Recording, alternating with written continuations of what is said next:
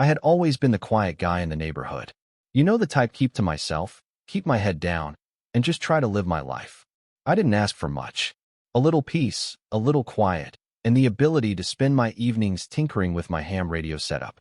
Sure, it might sound nerdy to some, but for me, there was nothing better than connecting with people from all over the world. My setup was pretty simple, just a 40-foot antenna and a modest room in my house dedicated to my radio shack. I didn't bother anyone. At least, I didn't think I did. But then, things changed. It all started one Tuesday morning when I was in my office, headphones on, talking to a retired professor in Kyoto, Japan. Kenji was his name. He was teaching me about the art of bonsai pruning, and I was telling him about my ongoing battle with the slugs in my garden. It was one of those perfect moments where everything just clicked. Time seemed to slow, and for a brief moment, I wasn't thinking about anything else. Just me, my radio, and the soft hum of Kenji's voice coming through the speakers. But that's when I saw her. Brenda Clark. I looked out my second-story window, and there she was, standing perfectly still on the sidewalk, hands on her hips, staring at my antenna with what can only be described as pure disdain. I could feel my stomach drop. You see, Brenda was the newly elected president of the Harmony Creek Estates Homeowners Association, also known as the HOA.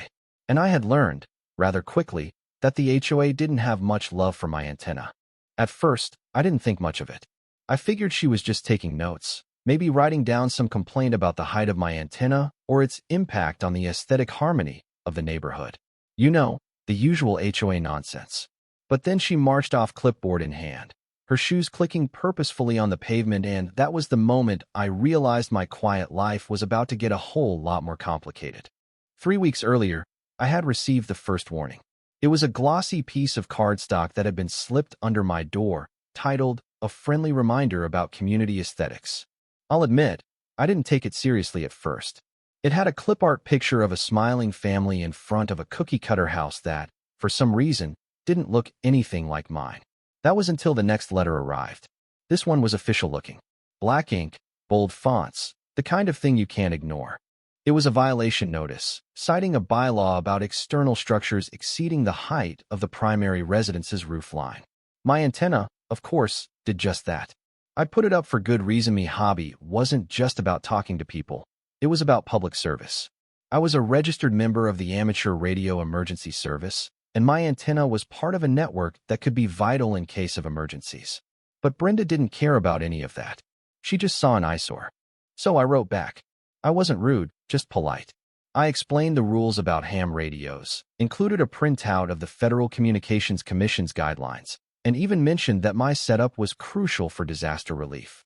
I figured that would be the end of it. Surely, she'd back off once she understood. But I was wrong. Brenda wasn't interested in rules or federal law. Her response arrived the very next day. She ignored everything I had said and, instead, sent me an invoice for a $50 fine. It was like a slap in the face. I didn't know what else to do, so I decided to build a radio shack, a little shed in my backyard where I could contain my hobby. I hired a couple of contractors, Dave and Gary from Solid Rock Construction. Dave was a big guy, with a kind face, always looking a little confused, and Gary didn't say much. But they were good at their jobs, and soon enough, I had a solid, soundproof 10 by 12 shed where I could keep all my equipment. It was my peace offering to Brenda. See, I thought, I'm containing the hobby. I'm not spilling over into the rest of the neighborhood. But Brenda wasn't done yet. The very next morning, I found a note taped to my front door, flat and crisp. It was from her, stating that my antenna would be removed by an HOA-sanctioned contractor the next day at 10 a.m. She was coming for it, and I wasn't about to let that happen. I had a Zoom call for work, and as I sat there listening to some corporate nonsense, I noticed movement in my backyard. I glanced out the window and saw her, Brenda, and beside her was some guy holding a pair of bolt cutters. My blood ran cold. The guy from Lawn and Order, the contractor she had hired, was about to cut down my antenna. I rushed out of the house, heart pounding, yelling, "Brenda, what the hell are you doing?" But she didn't even look at me. She just kept walking, checking off things on her clipboard. And then, the sound hit. The bolt cutters severed the first guy wire. The antenna gave a loud groan and fell, crashing into my roses and my tacky plastic flamingo. It was like something out of a nightmare. I was furious, shaking with rage. But then, something strange happened. A car rolled up. A black SUV, then another, and then another.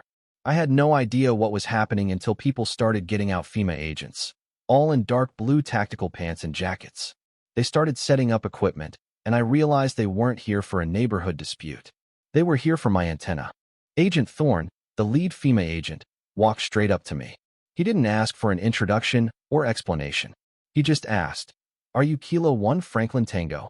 When I said yes, he told me that my antenna had gone dark, taking out the entire emergency network in District 5.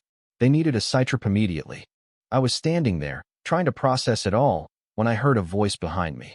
Brenda was still yelling about the flamingo being a violation, trying to explain to Officer Miller that this was all just a simple HOA matter.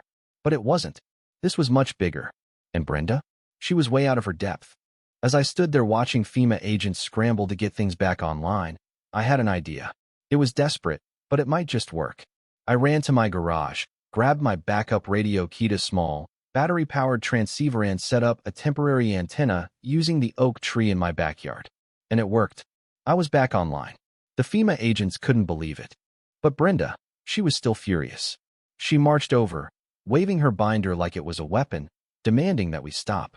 But Agent Thorne, now fully aware of the situation, just shook his head and turned away. He didn't even dignify her with a response. The real kicker came when Brenda, in her fury, hurled her binder. It landed on the generator powering the whole FEMA operation. The sparks flew, and everything went dark. In a single moment, her weapon of suburban destruction had taken down a multi-million-dollar federal operation. The irony? It was perfect. I couldn't help but laugh. Brenda was left standing there, frozen, as the FEMA agents began to assess the damage. Officer Miller, with a look of bemusement, walked up to Brenda and started citing her for vandalism and trespassing. Later, the paperwork piled up. Brenda was caught in a bureaucratic hell that would make anyone's head spin.